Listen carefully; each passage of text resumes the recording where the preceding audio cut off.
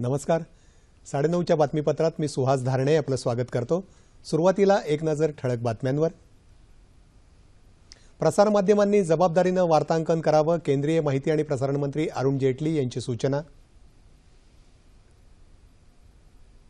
उत्तर काशीमध्ये सोपोर इथं सुरक्षा दलांबरोबर झालेल्या चकमकीत 2 दहशतवादी ठार. जलवाहतुकीसाठी देशातल्या 101 नद्या उपयोगात आणण्याकरता केंद्र सरकार संसदेत विधेयक मांडणार, नितीन गडकरी. माहिती अधिकाराच्या अंतर्गत विचारलेली माहिती न दिल्याबद्दल सोनिया गांधींना केंद्रीय माहिती आयोगाची नोटीस. गोदावरी खोऱ्याप्रमाणे इतर खोऱ्यांचे आराखडे तयार करून कामं जलदगतीनं पूर्ण करण्याचे मुख्यमंत्र्यांचे निर्देश. मुंबई मॅरेथॉनमध्ये इथिओपिया आणि केनियाचं वर्चस्व, इंद्रजित पटेल आणि कविता राव ठरले अर्ध मॅरेथॉनचे मानकरी. आणि मर्यादित षटकांच्या तिरंगी क्रिकेट स्पर्धेत ऑस्ट्रेलियाची भारतावर 4 गडी राखून मात. आणि आता सविस्तर वृत्त. राज्यघटनेनं प्रसारमाध्यमांना स्वातंत्र्य दिलं असलं तरी त्यांनी जबाबदारीनं वार्तांकन करावं अशी सूचना केंद्रीय माहिती आणि प्रसारण मंत्री अरुण जेटली यांनी केली आहे. आज नवी दिल्लीत न्यायमूर्ती J.S. वर्मा यांच्या स्मृतिप्रित्यर्थ आयोजित करण्यात आलेल्या एका व्याख्यानात ते बोलत होते. दहशतवादी कारवाया आणि त्या आटोक्यात आणण्यासाठी केलेल्या उपाययोजना यासंबंधीच्या बातम्या प्रसारमाध्यमांनी कशा द्याव्यात याबाबत एक नियमावली करण्याचा विचार सरकार करत असल्याचं ते म्हणाले. सध्याच्या बदलत्या आधुनिक जगात सामाजिक प्रसारमाध्यमांचा वापरही विवेकपूर्ण असायला पाहिजे असं सांगून जेटली म्हणाले की निस्पृहपणे बातम्या देऊन स्पर्धेतही टिकून राहणं हे प्रसारमाध्यमांसमोरचं मोठं आव्हान आहे. TRPच्या मागे लागून खळबळजनक बातम्या देण्याची चढाओढ सध्या वृत्तवाहिन्यांमध्ये सुरू असल्याचं दिसतं. पण शेवटी ही वृत्ती देशहिताला घातक असल्यानं प्रसारमाध्यमांनी त्याबाबत जागरूक राहणं आवश्यक आहे असंही जेटली यावेळी म्हणाले. उत्तर काश्मीरमध्ये सोपोर इथं सुरक्षा दलांबरोबर झालेल्या चकमकीत 2 दहशतवादी ठार झाल्याचं वृत्त आहे. हे दहशतवादी जैश-ए-मोहम्मद या संघटनेचं असल्याचं एका पोलीस अधिकाऱ्यानं सांगितलं. श्रीनगरमधल्या सैदपुरा गावात काही अतिरेकी लपून बसल्याची खबर सुरक्षा दलांना मिळाल्यामुळे त्यांनी या गावाला वेढा घातला. त्याबरोबर दहशतवाद्यांनी गोळीबार सुरू केला. सुरक्षा दलांनी प्रत्युत्तरादाखल केलेल्या गोळीबारात अखेर 2 दहशतवादी ठार झाले. जलवाहतुकीद्वारे आर्थिक विकास साधण्यावर केंद्र सरकारचा जोर असून त्यासाठी देशातल्या 101 नद्या जलवाहतुकीला उपलब्ध करून देण्याचं उद्दिष्ट असल्याचं केंद्रीय भूपृष्ठ वाहतूक आणि नौवहन मंत्री नितीन गडकरी यांनी म्हटलं आहे. आज नवी दिल्लीत ते पत्रकारांशी बोलत होते. हे उद्दिष्ट पूर्ण व्हावं यासाठी लवकरच संसदेत एक विधेयक सादर केलं जाईल. ते मंजूर झालं म्हणजे कोणत्याही नदीतून जलवाहतूक सुरू करण्याचा मार्ग मोकळा होईल असंही ते म्हणाले. सध्या फक्त 5 नद्यांमधून जलवाहतूक करण्याची घोषणा सरकारनं केली आहे. रस्त्यावरच्या वाहतुकीचा भार प्रचंड वाढला आहे. त्यामुळे जलवाहतूक हा त्यावरचा स्वस्त आणि प्रभावी पर्याय ठरू शकतो असंही गडकरी यांनी यावेळी स्पष्ट केलं. दिल्लीच्या मुख्यमंत्री पदासाठी भाजपानं अजून आपला उमेदवार निश्चित केला नाही. याबाबतचा निर्णय संसदीय मंडळ घेईल असं केंद्रीय गृहमंत्री राजनाथ सिंग यांनी म्हटलं आहे. आज नवी दिल्लीत PTIशी बोलताना त्यांनी ही माहिती दिली. भाजपामध्ये नुकत्याच दाखल झालेल्या माजी IPS अधिकारी किरण बेदी या दिल्लीच्या मुख्यमंत्री होतील अशी बातमी प्रसारमाध्यमांमध्ये असली तरी राजनाथ सिंग यांनी तिला दुजोरा दिलेला नाही. पक्ष कधीकधी मुख्यमंत्री पदाचा उमेदवार जाहीर करतो तर कधी करत नाही असंही ते पुढे म्हणाले. माहिती अधिकाराअंतर्गत विचारण्यात आलेल्या प्रश्नांबाबत योग्य स्पष्टीकरण वेळेत न दिल्याबद्दल केंद्रीय माहिती आयोगानं काँग्रेस अध्यक्षा सोनिया गांधी यांना नोटीस पाठवली आहे. माहिती अधिकार कार्यकर्ते R.K. जैन यांनी गेल्या वर्षी फेब्रुवारी महिन्यात या अधिकाराअंतर्गत मागवलेली माहिती काँग्रेसकडून देण्यात न आल्यासंदर्भात आयोगानं ही नोटीस बजावली आहे. भाजपा, भारतीय कम्युनिस्ट पक्ष, मार्क्सवादी कम्युनिस्ट पक्ष, राष्ट्रवादी काँग्रेस आणि बहुजन समाज पार्टी हे राजकीय पक्ष माहिती अधिकाराच्या कक्षेत येतात. पण यापैकी कोणत्याही पक्षानं माहिती अधिकाराअंतर्गत विचारण्यात आलेल्या प्रश्नांना समाधानकारक उत्तर देण्याची व्यवस्था अजूनही केली नसल्याचं केंद्रीय माहिती आयोगानं नमूद केलं आहे. लोकपाल केंद्रीय दक्षता आयोग आणि केंद्रीय माहिती आयोगातल्या नियुक्त्या लवकरच केल्या जातील असं केंद्रीय कार्मिक मंत्री जितेंद्र सिंग यांनी म्हटलं आहे। याबाबत सरकार मुद्दाम चालढकल करत नसल्याचं नवी दिल्लीत आज पीटीआयशी बोलताना त्यांनी सांगितलं। सीबीआय ही संघटना अधिक सक्षम व्हावी याकरता सरकार आवश्यक ते प्रयत्न करेल, पण ही एक स्वायत्त संघटना असून काम करण्याची तिची स्वतःची अशी एक चौकट आहे असंही त्यांनी स्पष्ट केलं। गोदावरी खोरे एकात्मिक राज्य जलसंपत्ती आराखड्याप्रमाणे राज्यातल्या इतर खोऱ्यांचे आराखडे तयार करून प्रलंबित कामांना गती द्यावी असे निर्देश मुख्यमंत्री देवेंद्र फडणवीस यांनी दिले आहेत। गोदावरी खोरे एकात्मिक राज्य जलसंपत्ती आराखड्याबाबत MSRDCच्या वांद्रे इथल्या कार्यालयात झालेल्या राज्य जल परिषदेच्या बैठकीत मुख्यमंत्री बोलत होते। घरगुती आणि औद्योगिक बाबींसाठी होणारा पाण्याचा वापर, जलसंधारण, जलविज्ञान आदी गोष्टींची माहिती मुख्य सचिवांनी पाठपुरावा करून तात्काळ प्राप्त करून घ्यावी असं मुख्यमंत्री म्हणाले। प्रलंबित कामं प्राधिकरणानं तज्ज्ञांच्या समितीनं त्वरित पूर्ण करावीत, अन्न खोऱ्यांचा आराखडा तयार करावा आणि कामं निर्धारित वेळेत पूर्ण करण्याचं बंधन घालणारी तरतूद नियमांमध्ये करून घ्यावी अशी सूचना मुख्यमंत्र्यांनी यावेळी केली। विदर्भात खनिज आणि नैसर्गिक साठे मोठ्या प्रमाणावर आहेत, परंतु त्यांचा सुयोग्य वापर न झाल्यानं विदर्भाचा विकास होऊ शकला नाही। या संपत्तीचा यथायोग्य वापर केल्यास विदर्भाच्या विकासाला निश्चितच चालना मिळेल असा विश्वास केंद्रीय मंत्री नरेंद्र सिंग तोमर यांनी व्यक्त केला आहे। नागपूर इथं काल मँगनीज ओव्हर इंडिया लिमिटेडच्या व्हर्टिकल शाफ्टचं उद्घाटन झालं, त्यावेळी ते बोलत होते। या कार्यक्रमाला केंद्रीय वाहतूक, रस्ते आणि जहाज मंत्री नितीन गडकरी उपस्थित होते। विदर्भात अधिकाधिक रोजगार निर्मितीसाठी खाणी निर्माण करण्याची गरज असून खाणीतून निर्माण होणाऱ्या मँगनीजवर प्रक्रिया करणारे प्रकल्प उभारण्याची गरज त्यांनी व्यक्त केली। हमें ये ढूंढना होगा कि हमारे क्षेत्र में नए रोजगार कैसे होंगे और नए रोजगार उसी समय हो सकते हैं कोई उद्योग शुरू होगा, कोई माइन शुरू होगी, कोई कैपिटल इन्वेस्टमेंट आएगी, उसके कारण हजारों लोगों को रोजगार मिल सकता है। देशातल्या 11 राज्यांमध्ये येत्या 31 मार्चपर्यंत महत्वाकांक्षी अन्न सुरक्षा विधेयक लागू करणार असल्याची माहिती केंद्रीय अन्नमंत्री रामविलास पासवान यांनी दिली। लोकजनशक्ती पक्षाच्या मेळाव्यादरम्यान ते आज नागपूर इथं वार्ताहरांशी बोलत होते। या योजनेअंतर्गत दारिद्र्य रेषेवरील आणि दारिद्र्य रेषेखालील तसंच अंत्योदयच्या लाभार्थ्यांना प्रतिव्यक्ती 5 किलोप्रमाणे धान्य देण्यात येईल असं पासवान यांनी स्पष्ट केलं। लाभार्थ्यांना 2 रुपये प्रति किलोप्रमाणे गहू आणि 3 रुपये प्रति किलोनं तांदूळ वितरित केला जाईल असंही रामविलास पासवान यावेळी म्हणाले।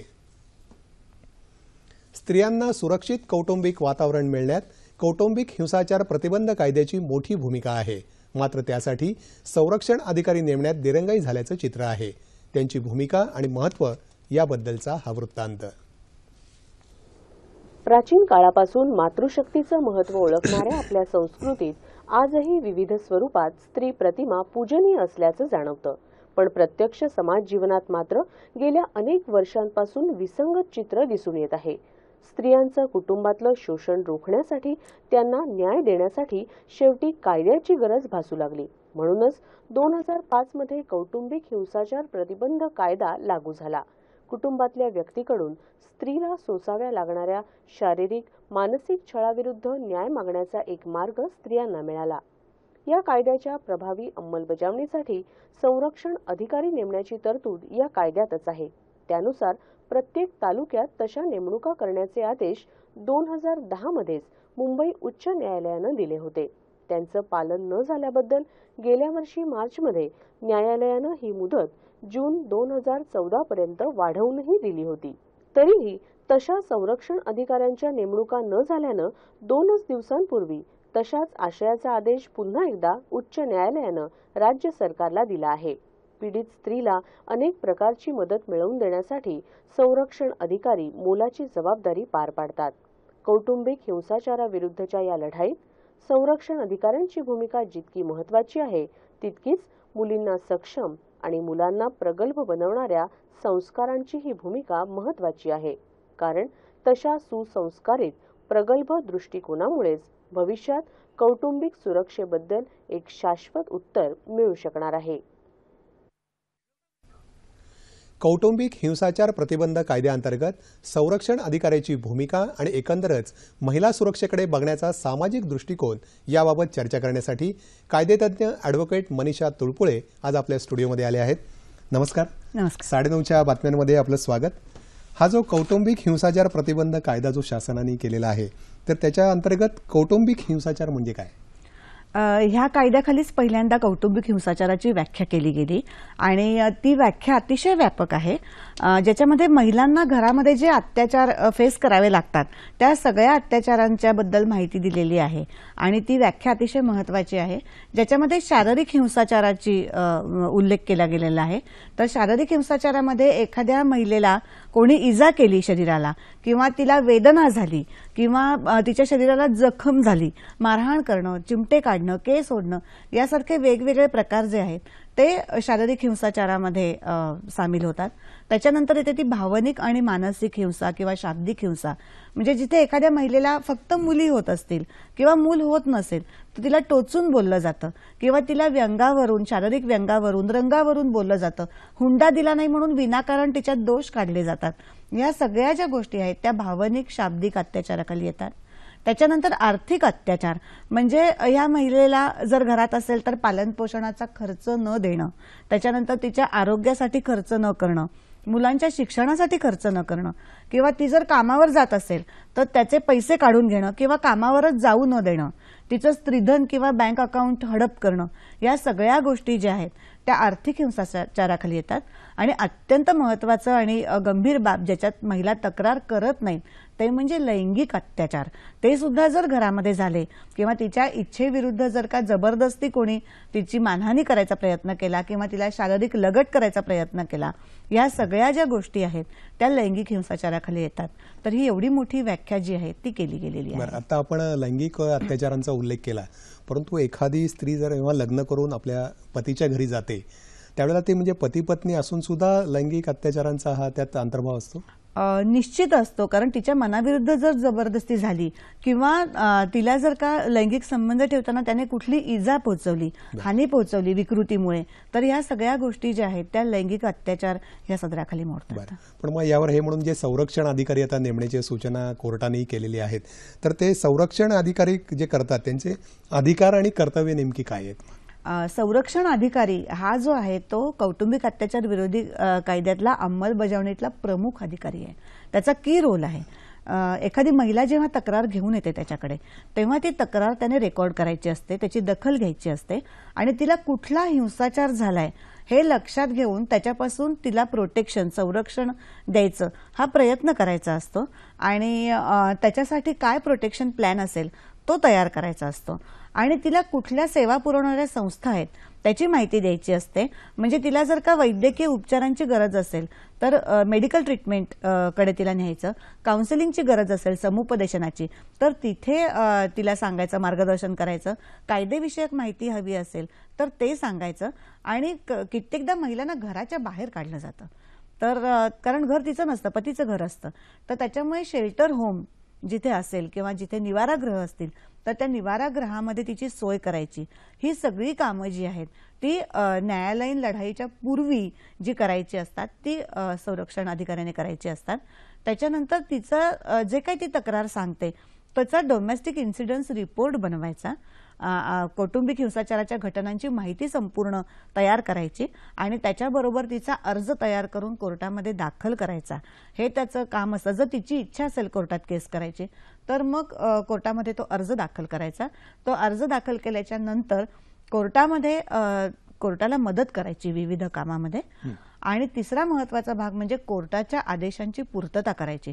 म्हणजे कोर्ट वेगवेगळ्या लोकांना नोटिसेस काढतं, तिच्या नवऱ्याला नोटीस काढतं किंवा साक्षीदारांना नोटीस काढतं, तर त्या नोटीसची अंमलबजावणी करायची. त्याच्यानंतर होम व्हिजिट करायला सांगतात, गृहभेट द्यायला सांगतात, ती गृहभेट देऊन त्याचा अहवाल तयार करायचा.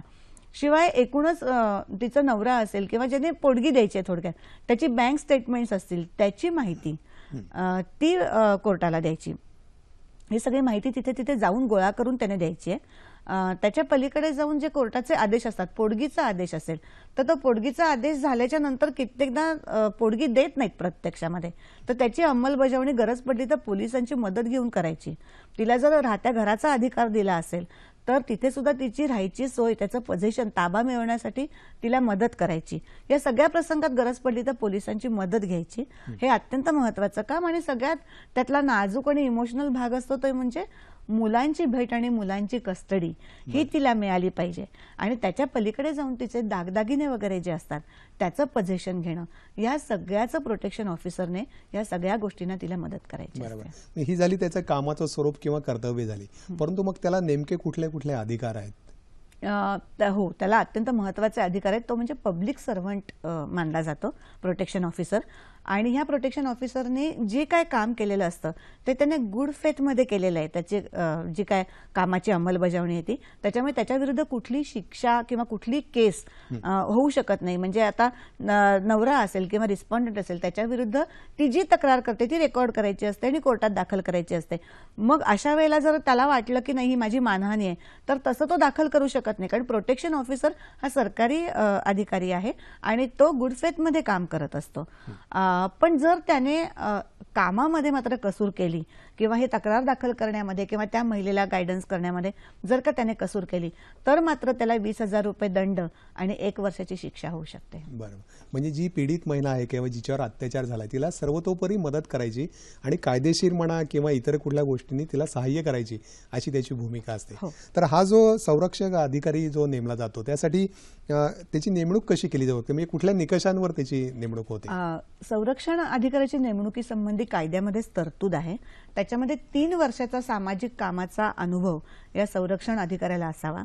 त्याची नेमणूक कमीत कमी 3 वर्षासाठी असावी आणि प्रिफरेबली महिलांना प्रोटेक्शन अधिकारी म्हणून, संरक्षण अधिकारी म्हणून नेमणूक द्यावी अशी कायद्यातच तरतूद आहे. कारण कुठल्याही महिलेला तक्रार घेऊन जाताना महिलेशी मोकळेपणाने बोलता येईल, त्यामुळे ही तरतूद केली आहे. संवाद चांगला साधता यावा किंवा आपली तक्रार मोकळेपणाने तिच्यापुढे मांडता यावी याच्यासाठी ही तरतूद आहे. परंतु हा जो आता प्रत्येक तालुक्यात असे संरक्षण अधिकारी नेमण्याची जी तरतूद झालेली आहे त्यामुळे कसा सकारात्मक एक प्रभाव निर्माण होऊ शकेल असं तुम्हाला वाटतं? अतिशय निश्चितच. कारण आता काय झालेलं आहे, सध्या प्रोटेक्शन ऑफिसर्स जे आहेत ना ते तहसीलदार आहेत, त्याच्यानंतर CDPOs आहेत ज्यांच्याकडे हा ऍडिशनल चार्ज दिलेला आहे आणि त्याच्यामुळे त्या कामाच्या अंमलबजावणीमध्ये खूप प्रश्न निर्माण झालेले आहेत. पण जेव्हा आता कायद्यामध्ये काय तरतूद आहे की लोकसंख्या किती आहे, महिलांच्या डोमेस्टिक व्हायलन्सच्या तक्रारी किती आहेत, या सगळ्या बघून तितकी प्रोटेक्शन ऑफिसरची नेमणूक जी आहे ती करायची असते. त्याच्यामुळे महाराष्ट्र सरकारने जे एफिडेव्हिट दाखल केलं त्याच्यात त्यांनी म्हटलंय की महाराष्ट्राला 2164 संरक्षण अधिकाऱ्यांची गरज आहे. तर त्याच्यामुळे ही जर नेमणूक केली गेली तालुक्यात, प्रत्येक तालुक्यामध्ये, तर महिलांना खूप मोठा एक सपोर्ट मिळेल. कारण तालुक्याच्या कोर्टामध्ये ही केस दाखल करायची असते. तालुक्याच्या लेव्हलला 2 पासून 4, 5, 6 कोर्ट्स असतात. त्या कोर्टामध्ये त्यांना कायम जावं लागणार आणि शेल्टर होम किंवा मेडिकलच्या ठिकाणी प्रत्यक्ष त्या महिलेला घेऊन जावं लागणार आणि गाडी करून किंवा ह्या सगळ्या खर्च करून जावं लागणार. तर त्या दृष्टीने ह्या सगळ्या नेमणुका ज्या आहेत त्या महिलेला खूप सहाय्यकारी ठरणार आहेत. बरोबर आहे. परंतु आता एकूणच हा जो सगळा कायदा झालेला आहे तर त्याची अंमलबजावणीसाठी आपण बघतो की समाजामध्ये अनेक सामाजिक संस्था आहेत की त्या आपापल्या परीने काम करत असतात, लोकांना सहाय्य करत असतात. तर या ज्या सामाजिक संस्था ज्या आहेत त्यांचं योगदान नेमकं कसं असू शकतं याच्यात? ह्या कायद्याच्या संदर्भामध्ये हा कायदा तयार करण्यासाठी महिला संघटनांनी खूप मोठा जोर लावलेला होता आणि त्याच्या अंमलबजावणीत पण महिलांचा सहभाग आहे. आणि अर्थातच हा कायदा महिलांसाठीच आहे, त्यांना मिळणाऱ्या रिलीफसाठी आहे. तर त्याच्यामुळे कायद्यामध्येच या सगळ्या गोष्टींना स्थान दिलंय. कारण 75 नंतर ज्या काय महिला संघटना निर्माण झाल्या तर त्या महिला संघटनांच्याकडे खूप महिला तक्रारी घेऊन जायला लागल्या आणि त्यातून त्यांची कौटुंबिक सल्ला केंद्र जी आहेत ती सुरू झाली आणि ह्या कौटुंबिक सल्ला केंद्रांनाच एक चांगलं स्थान, स्टॅट्युटरी प्रोव्हिजन ह्याच्यात केलेली आहे, ज्याच्यामध्ये सेवा पुरवणाऱ्या संस्था असा वेगळा उल्लेख आहे या कायद्यामध्ये. आणि त्यांनी केलेले कौटुंबिक हिंसाचाराच्या संदर्भातले रिपोर्ट जे ते प्रोटेक्शन ऑफिसरकडे करतात ते ग्राह्य मानले जातात. किंवा शेल्टर होम चालवणाऱ्या संस्था आहेत, वैद्यकीय किंवा समुपदेशन चालवणाऱ्या संस्था आहेत, या सगळ्यांना कायद्यात स्थान दिलेलं आहे. म्हणजे जज सुद्धा समुपदेशनाची ऑर्डर जी आहे ती करू शकतात की अमुक एका सामाजिक संस्थेने समुपदेशन करावं अशा पद्धतीने. तर त्यांना खूप मोठा भूमिका आहे त्याच्यामध्ये. आपण अनेक वर्ष या क्षेत्रामध्ये आहात आणि एकूणच कौटुंबिक हिंसा त्याबद्दलच्या घटना आपण अनेक आतापर्यंत अनुभवलेल्या असतील. तर एक आपण ढोबळमानाने समजा एक ग्रामीण आणि शहरी असा जर एक समजा त्याच्यात काही बघायचं ठरवलं तर त्यात काही फरक तुम्हाला जाणवतो की ग्रामीण भागात होणारे आहे आणि हो हो हो अतिशय फरक जाणवतो. कारण नोकरदार महिला किंवा घराच्या बाहेर पडणारी महिला हे शहरामध्ये तुलनेने सोपी गोष्ट आहे, पण ग्रामीण भागात महिलेला घराच्या बाहेर पडणं हेच अतिशय कठीण झालेलं आहे. तर घराच्या बाहेर ती पडली की तिच्यावर संशय व्यक्त केला जातो. त्या दृष्टीने ग्रामीण महिलांच्या बाबतीमध्ये संशय घेणं आणि त्याच्यावरून तिला त्रास देणं ह्या डोमेस्टिक व्हायलन्सच्या घटना ज्या आहेत त्या जास्त गंभीर पद्धतीच्या आहेत. पण शहरामध्ये शेल्टरचा प्रश्न जास्त गंभीर आहे. तर त्याच्यामुळे शेल्टर पटकन मिळत नाही. ग्रामीण भागामध्ये शेल्टरला एखादी खोली तयार करून देणं हे तुलनेने सोपं असतं. आज आपण इथे आलात आणि या विषयावर जो आपले विचार व्यक्त केले त्याबद्दल सह्याद्री वाहिनीच्या वतीने आपले मनपूर्वक आभार आणि धन्यवाद.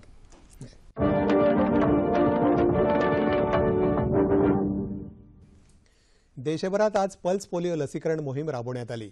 2011 पासून राज्यात तर 2012 पासून देशात कुठेही पोलिओचा रुग्ण आढळलेला नाही. जानेवारी 2014 मध्ये पोलिओ निर्मूलनाचं प्रमाणपत्रही देशाला मिळालं आहे. मात्र शेजारच्या आणि इतर काही देशांमधून पोलिओचे रुग्ण स्थलांतरित होण्याची शक्यता लक्षात घेऊन ही मोहीम राबवण्यात आली. राष्ट्रपती भवनात राष्ट्रपती प्रणव मुखर्जी यांनी बालकांना पोलिओ लस देऊन मोहिमेची सुरुवात केली. या मोहिमेअंतर्गत अहमदनगर जिल्ह्यात 5 वर्षांपर्यंतच्या बालकांना पोलिओचे डोस देण्यात आले. हे लसीकरण सोपं व्हावं म्हणून अनेक ठिकाणी पोलिओ केंद्र उभारण्यात आली होती. याचप्रमाणे सिंधुदुर्ग जिल्ह्यात लसीकरणाचा कार्यक्रम सुरू आहे. एकूण 46,630 बालकांना पोलिओची लस देण्यात आली. अमरावतीमध्येही पोलिओ डोस देण्याकरता आरोग्य यंत्रणा सज्ज होती. जिल्ह्यात 2,51,184 बालकांना ही लस देण्याचं उद्दिष्ट ठेवण्यात आलं होतं. परिवहन खात्यातल्या एजंटगिरीला आळा घालण्यासाठी राज्यात सुमारे 650 नवीन कर्मचाऱ्यांची भरती करण्यात येणार आल्याची माहिती परिवहन मंत्री दिवाकर रावते यांनी दिली. ते आज पुण्यात पत्रकार परिषदेत बोलत होते. दिवाकर रावते सध्या राज्याच्या दौऱ्यावर आहेत. प्रत्येक विभागानुसार ही भरती होणार असून त्यामुळे ग्रामीण भागातल्या युवक युवतींना संधी मिळणार आहे. राज्य परिवहन बससेवा उत्पन्नातून 120 कोटी रुपये टोल केवळ राष्ट्रीय महामार्गावरील टोलनाक्यांवर भरावा लागतो. तो माफ व्हावा यासाठी केंद्रीय मंत्री नितीन गडकरी यांच्याशी आपली चर्चा झाली असून येत्या 1-2 महिन्यात हा टोल पूर्ण माफ होईल अशी अपेक्षा रावते यांनी यावेळी व्यक्त केली. पावसानं ओढ दिल्यानं बीड जिल्ह्यात यंदा कापसाचं उत्पन्न कमी झालं आहे. त्यातच सरकारी कापूस विक्री केंद्रावर शेतकऱ्यांच्या कापसाला कमी किंमत मिळत असल्यानं बीड जिल्ह्यातल्या माजलगाव इथल्या कृषी उत्पन्न बाजार समितीसमोर शेतकऱ्यांनी कापसाची पोती जाळून आंदोलन केलं. सध्या सरकारनं कापसासाठी प्रति क्विंटल 4,050 रुपयांपेक्षा अधिक भाव जाहीर केला आहे. मात्र प्रत्यक्षात शेतकऱ्यांना प्रति क्विंटल 3,850 इतकाच भाव मिळतो. त्यामुळे शेतकऱ्यांचं नुकसान होत आहे. येत्या काही दिवसात सरकारनं याची दखल न घेतल्यास आंदोलन अधिक तीव्र करण्याचा इशारा शेतकरी नेते गंगाभीषण थावरे यांनी दिला आहे. जिल्हा परिषदेच्या शाळांना आधुनिक रूप देऊन दर्जात्मक अभ्यासक्रमावर लक्ष केंद्रित केलं तर शिक्षणाची गुणवत्ता वाढीला लागेल असं मत शिक्षक समितीचे राज्य अध्यक्ष काळूजी बोरसे पाटील यांनी व्यक्त केलं. सांगली इथं आज झालेल्या प्राथमिक शिक्षकांच्या विभागीय अधिवेशनात ते बोलत होते. संघटनेचे नेते विश्वनाथ मिरजकर कार्यक्रमाच्या अध्यक्षस्थानी होते. इंग्रजी शाळांमध्ये मिळणारं शिक्षण आणि सोयी जिल्हा परिषद शाळांमध्येही देता येणं शक्य आहे. या शाळांमध्ये शासनानं संगणक, एलसीडी, वायफाय सेवा उपलब्ध करून दिल्यास प्राथमिक शिक्षणाचा दर्जा निश्चितपणे सुधारू शकतो असंही बोरसे पाटील यांनी यावेळी सांगितलं. तसंच प्राथमिक शिक्षक हा नोकरीच्या ठिकाणी राहायला असलाच पाहिजे ही अट योग्य नसून तो कामावर वेळेवर पोहोचणं अधिक महत्त्वाचं असल्याचंही ते म्हणाले. धावपटूंच्या जगतात मानाचं स्थान असलेली स्टँडर्ड चार्टर्ड मुंबई मॅरेथॉन स्पर्धा आज मुंबईत रंगली. राष्ट्रीय एकात्मतेचं प्रतीक असलेल्या मुंबई मॅरेथॉन स्पर्धेवर इथिओपिया आणि केनियाच्या धावपटूंनी यंदाही आपलं वर्चस्व कायम राखलं. पूर्ण मॅरेथॉनच्या पुरुष गटात इथिओपियाच्या तेस्फाय आबेरा यानं प्रथम क्रमांक पटकावला, तर पूर्ण मॅरेथॉनच्या महिला गटात इथिओपियाच्या दिनकेश मेकाश हिनं प्रथम क्रमांक पटकावला।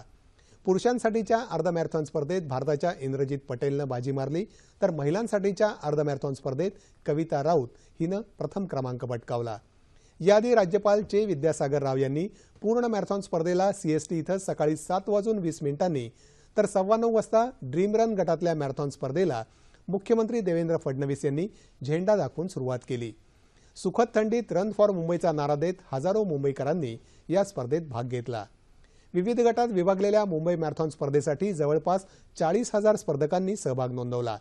हा सोहळा अनुभवण्यासाठी मुंबईचे पालकमंत्री सुभाष देसाई, मुंबई महापालिका आयुक्त सीताराम कुंटे यांच्यासह राजकीय, सांस्कृतिक, उद्योग अशा विविध क्षेत्रातले मान्यवर उपस्थित होते। स्पर्धेतल्या विजेत्यांना राज्यपाल चे विद्यासागर राव यांच्या हस्ते पारितोषिक देऊन गौरवण्यात आलं। पासून तिथपर्यंत आणि हे आमच्यासाठी काय नाही, हे सगळ्यांना एक मजा यावा म्हणून हे आम्ही करतो। नरेंद्र मोदीजींचा स्वच्छ भारत आणि स्वराज्याबरोबर सुराज्य यावं याकरता आम्ही हा केलेला आहे। ऑस्ट्रेलियात सुरू असलेल्या तिरंगी एकदिवसीय क्रिकेट मालिकेतल्या आजच्या दुसऱ्या सामन्यात यजमान ऑस्ट्रेलियानं भारताचा 4 गडी राखून पराभव केला। मेलबोर्न इथं झालेल्या या मर्यादित षटकांच्या सामन्यात भारतानं ऑस्ट्रेलियापुढे विजयासाठी ठेवलेलं 268 धावांचं लक्ष्य यजमान संघानं 49 षटकांमध्येच गाठलं आणि सामना खिशात टाकला। भारताच्या रोहित शर्मानं केलेली 138 धावांची खेळी हे आजच्या खेळाचं वैशिष्ट्य। एकदिवसीय सामन्यातलं रोहित शर्माचं हे 6वं शतक आहे। या तिरंगी मालिकेतला तिसरा सामना येत्या मंगळवारी ब्रिस्बेन इथं भारत आणि इंग्लंड यांच्यामध्ये होणार आहे। ऑस्ट्रेलियानं पहिल्या सामन्यात इंग्लंडला आणि दुसऱ्या सामन्यात भारताला हरवून मालिकेवरचं आपलं वर्चस्व कायम राखण्यात यश मिळवलं आहे। जुन्या काळातल्या ख्यातनाम अभिनेत्री बेबी शकुंतला यांचं आज कोल्हापुरात निधन झालं। त्या 82 वर्षांच्या होत्या। मराठी आणि हिंदी चित्रपटसृष्टीवर आपल्या सहज सुंदर अभिनयाची छाप सोडणाऱ्या या अभिनेत्रीचं नाव उमादेवी नाडगौंडे असं असलं तरी त्या बेबी शकुंतला या नावानंच परिचित होत्या। चित्रपटसृष्टीच्या प्रारंभीच्या कालखंडात स्त्रियांना अभिनयाच्या क्षेत्रात येण्यासाठी प्रतिकूल आणि आव्हानात्मक वातावरण असताना बेबी शकुंतला यांनी वयाच्या अवघ्या 6व्या वर्षी रुपेरी पडद्यावर पदार्पण केलं। मायाबाजार, रामशास्त्री, शारदा, चिमणी पाखरं, अबोली इत्यादी चित्रपटातल्या त्यांच्या भूमिका लक्षणीय ठरल्या। भालजी पेंढारकर, बिमल रॉय, अनंत माने, BR चोप्रा, दिनकर पाटील यासारख्या नामवंत दिग्दर्शकांनी आपल्या चित्रपटात बेबी शकुंतला यांना दिलेली संधी त्यांच्यातल्या अभिनय क्षमतेचा सन्मान करणारी होती। बेबी शकुंतला यांच्या निधनामुळे चित्रपटसृष्टीच्या इतिहासाशी जोडणारा एक मोलाचा दुवा हरपला आहे अशा शब्दात मुख्यमंत्री देवेंद्र फडणवीस यांनी शोक व्यक्त केला आहे। हवामान। गेल्या 36 तासात विदर्भाच्या काही भागात किमान तापमानात सरासरीपेक्षा उल्लेखनीय घट झाली। मध्य महाराष्ट्र आणि मराठवाड्याच्या काही भागात किमान तापमानात सरासरीपेक्षा लक्षणीय घट नोंदवण्यात आली। राज्याच्या उर्वरित भागात किमान तापमान सरासरीच्या जवळपास होतं। जळगाव इथं काल 8.4 अंश सेल्सिअस इतकं सर्वात कमी तापमान नोंदवलं गेलं। येत्या 36 तासात संपूर्ण राज्यात हवामान कोरडं राहील असा अंदाज हवामान विभागानं वर्तवला आहे।